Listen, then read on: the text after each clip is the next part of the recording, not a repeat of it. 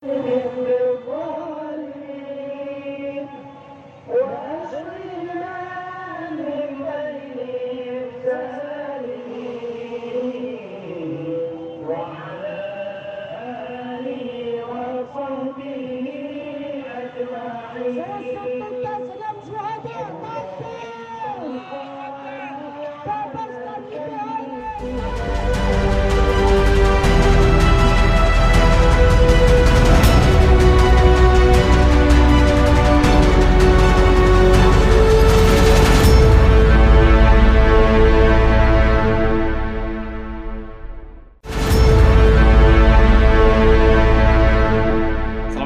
warahmatullahi wabarakatuh. Kembali berjumpa dengan saya, Herzl bin Arif dari Forum News Network.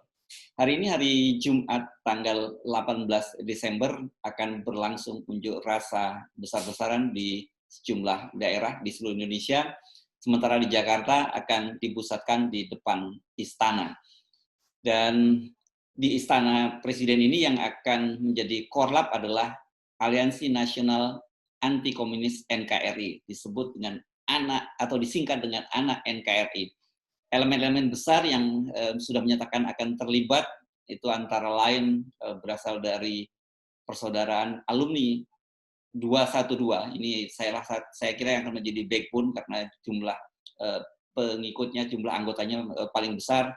Kemudian juga GNPF Ulama dan tentu saja Front Pembela Islam. Aksi juga akan digelar di berbagai daerah dan salah satunya di Jogja juga sudah menyatakan akan melakukan unjuk rasa besar-besaran dengan tagline Jogja Bergerak.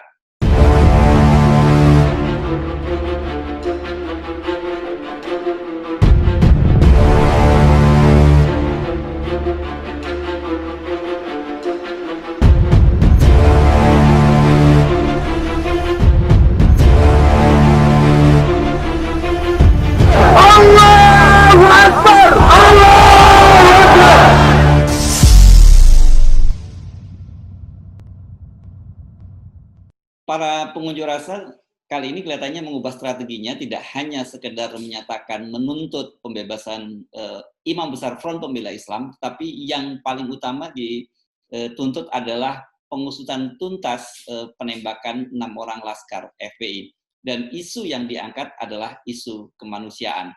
Ini saya kira isu yang tepat karena masalah kemanusiaan ini tidak hanya menjadi persoalan FPI, tapi menjadi persoalan dari seluruh umat manusia di dunia ini.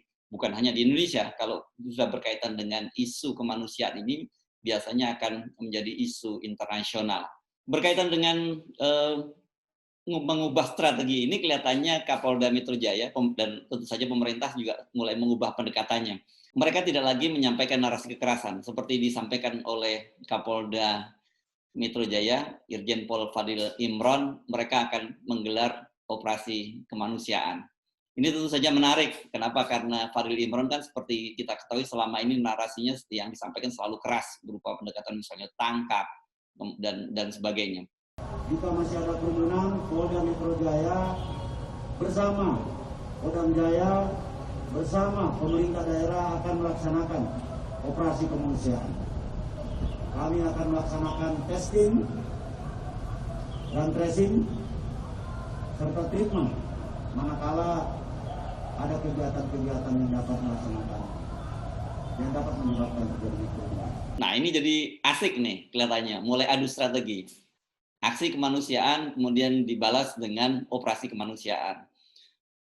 Berkaitan dengan itu, di Jakarta sudah dilakukan rekayasa lalu lintas. Karena seperti biasa jika terjadi aksi unjuk rasa itu, apalagi kemudian di depan istana, kemacetan akan terjadi di mana-mana. Tetapi sekarang tentu saja akan berkurang karena pemerintah sudah memberlakukan work from home 75% untuk Jakarta, mengingat peningkatan COVID di Jakarta memang sangat tinggi. Meskipun kali ini unjuk rasa tidak terpusat di Jakarta, tapi di berbagai daerah juga akan menggelar aksi yang sama, polisi tampaknya tetap mengantisipasi kemungkinan ada air bah berupa aliran massa dari berbagai daerah. Di beberapa tempat sudah dilakukan penyekatan. Di Cianjur misalnya polisi juga menyekat agar warga tidak berbondong-bondong ke Jakarta. Memang dari berbagai daerah sudah dilaporkan massa yang akan datang ke Jakarta. Misalnya dari Lampung, Front Pembela Islam juga sudah mengirimkan rombongannya ke Jakarta. Dan dari Lampung ini sudah diantisipasi oleh polisi. Jadi mereka sudah menghadang sejumlah rombongan yang akan berangkat menuju Jakarta.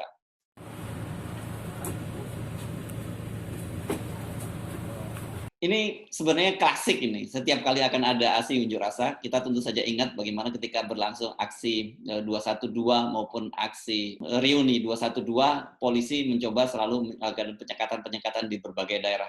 Banyak yang memang berhasil dihadang dan kembali. Tetapi sebagian besar berhasil melakukan kucing-kucingan dengan polisi. Dan seperti kita ketahui kan bagaimana kemudian aksi 212 berlangsung luar biasa, begitu juga reuninya berlangsung luar biasa. Dan yang kemarin yang terjadilah penjemputan Habib Rizik Syihab ketika dia pulang ke Indonesia juga sangat luar biasa. Cuman pada waktu itu memang kelihatannya pemerintah salah antisipasi. Mengapa seperti disampaikan oleh Mahfud MD pada waktu itu, aparat keamanan diminta untuk bersifat persuasif dan pendukung Habib Rizik Syihab boleh menjemput ke bandara asal tertib. Dan hasilnya memang kemudian masa berdatangan untuk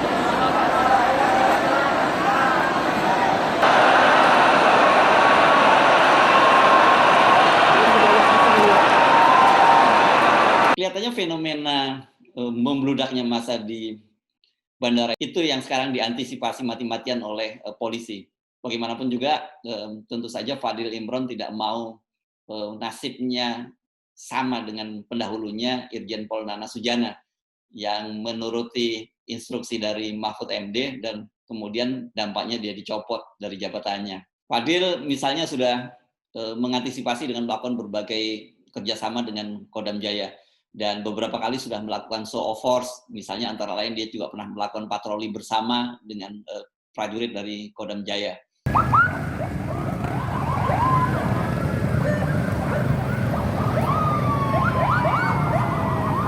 Rombongan TNI Polri patroli skala besar meninggalkan Kodam Jaya, terkendali Pak TMC, Pak Iwosono, Mahmud Yatinono.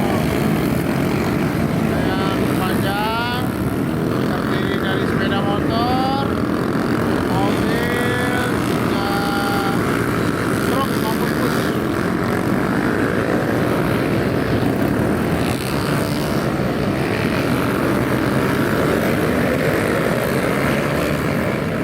Upaya polisi untuk melakukan operasi-operasi penggembosan kegiatan ini sebenarnya sudah berlangsung beberapa hari sebelumnya. Di media sosial misalnya kita mendapati beberapa operasi penggalangan berupa penyebaran video-video yang disampaikan oleh sejumlah ulama dan pemuka Islam. Sayangnya tokoh-tokoh yang ditampilkan ini memang tidak cukup berbobot gitu. Jadi kualitasnya tidak cukup kuat untuk memberikan himbauan kepada umat.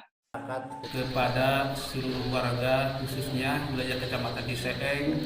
Untuk itu sekali lagi saya menghimbau agar jangan mudah terpancing, terprovokasi. Dengan ini menghimbau masyarakat Kecamatan Cisarua agar menjaga persatuan dan kesatuan bangsa. Mendukung atas tindakan tegas aparat TNI Polri dalam menegakkan hukum terhadap ormas yang radikal dan intoleran. Siap menjunjung tinggi supremasi hukum dan siap bersama-sama TNI Polri menjadi garda terdepan untuk menjaga kesatuan dan persatuan bangsa.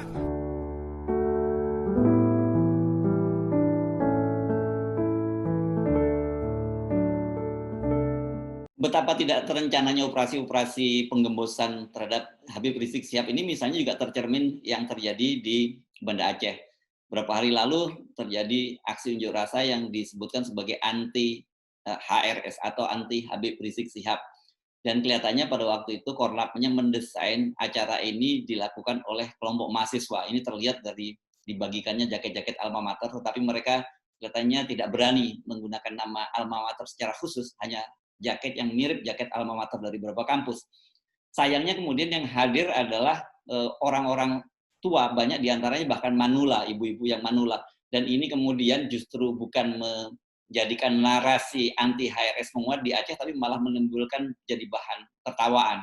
Di media sosial beredarnya video ini kemudian menjadi bahan bercandaan. Salah satunya yang mengledek kegiatan ini adalah Fadlizon, anggota DPR RI dari Gerindra. Ini memang selama ini selalu pasang badan dalam kasus ini, dan dia berdiri paling depan dalam kasus pembunuhan 6 orang Laskar FPI. Kita tidak tahu berapa besar jumlahnya, apakah jutaan seperti yang diperkirakan atau ratusan ribu atau hanya puluhan ribu. Tetapi yang jelas bahwa aksi-aksi semacam ini apalagi dalam dunia digital begini memang sudah mengglobal. Misalnya concern soal kematian Laskar, 6 orang Laskar, kematian 6 orang Laskar FPI ini tidak hanya menjadi concern bagi rakyat Indonesia saja yang ada di dalam negeri, tapi sejumlah diaspora Indonesia di berbagai belahan dunia juga berunjuk rasa menuntut penuntasan kasus tersebut. Misalnya contohnya seperti yang di Swiss dan Australia berikut ini. Assalamualaikum warahmatullahi wabarakatuh. Saya bersama 2 teman saya ini dari Swiss mengecam pelanggaran HAM atas terbunuhnya 6 warga sipil yang tidak berdosa oleh aparat kepolisian. Kami bertiga mendesak Komnas HAM untuk mengusut secara tuntas agar kebenaran ditegakkan. Stop kriminalisasi para ulama. Kami bertiga dari Swiss bersama Habib Rizik. Allahu Akbar. Allahu Akbar. Kami masyarakat Indonesia New Member dengan ini menyampaikan pernyataan sikap. 1. Mengecam dengan keras pelanggaran HAM atas terbunuhnya 6 warga negara tidak berdosa oleh aparat kepolisian. 2. Mendesak agar Presiden dan DPR membentuk tim gabungan pencari fakta yang independen. 3. Menyatakan agar pemerintah menghentikan kriminalisasi ulama dan tokoh-tokoh kritis. 4. Meminta pemerintah untuk fokus pada permasalahan bangsa yang sangat mendesak seperti penanganan coronavirus, hutang negara, Omnibus Law, dan korupsi. Hentikan politik pecah belah, kegaduhan politik, selamatkan Indonesia tercinta. Unjuk rasa pengerahan massa besar-besaran di masa pandemi seperti saat ini memang seharusnya tidak perlu terjadi. Satu, yang paling utama adalah adanya persoalan kesehatan. Karena bagaimanapun kita tahu bahwa sekarang penurunan virus COVID malah semakin meninggi. Dan kedua, tentu saja dari sisi ekonomi, kan ekonomi rakyat kita sedang sulit. Tetapi mereka bela-belain harus pergi ke Jakarta demi menuntut keadilan. Jadi sebenarnya kuncinya sederhana. Kalau kemudian pemerintah bersikap adil, menerapkan hukum dengan tegas, unjuk rasa besar-besaran semacam ini tidak perlu terjadi. Jadi aturan itu diterapkan pada semua pihak. Jadi tidak memandang apakah dia oposisi atau dia pendukung pemerintah. Jadi kalau dia melanggar, dia dihukum. Dengan cara begitu, pemerintah bisa menyampaikan pesan pada publik bahwa pemerintah memang bersikap adil, tidak tebang pilih. Dan ketika kemudian masyarakat merasa tidak diperlakukan dengan adil, itulah kemudian muncul gelombang unjuk rasa semacam ini. Sebab menurut mereka menghadapi jalan buntu, dan ya, salah satu caranya ketika mereka sudah tidak lagi bisa berbicara kepada pemerintah, mereka melakukan unjuk rasa. Jadi sebenarnya simple. Kalau pemerintah ingin agar unjuk rasa semacam ini tidak terus berulang, tidak menguras tenaga, biaya, pikiran, tidak perlu ada pengerahan pasukan. Kuncinya hanya satu, adil. Ketika prinsip keadilan itu sudah terjadi, orang Indonesia ini kan orang yang gampang, orang yang selama ini nurut dengan pemerintah. Nah, kepada para pengunjuk rasa, jika Anda hari ini melakukan unjuk rasa, apakah itu berkumpul di istana, apakah kemudian Anda melakukan aksi-aksi di berbagai daerah, saya hanya menyampaikan beberapa pesan. Satu, tentu saja ingat bahwa saat ini penurunan COVID sangat tinggi. Jaga protokol kesehatan. Boleh berkumpul tetapi tetap menjaga jarak. Pakai masker, dan juga perhatikan kebersihan lain. Soal tangan, makanan, dan sebagainya Anda harus perhatikan. Jangan sampai setelah unjuk rasa ini kemudian terjadi Anda terkena infeksi corona. Yang kedua, jangan terprovokasi. Karena biasanya ketika ada kerumunan massa seperti ini, pasti akan ada kelompok-kelompok tertentu yang mencoba memancing kerusuhan. Bisa saja itu mereka adalah orang-orang yang sependapat dengan gerakan Anda, tetapi bisa juga operasi-operasi itu dilakukan oleh orang-orang yang kontra dan tidak sepakat dengan gerakan Anda.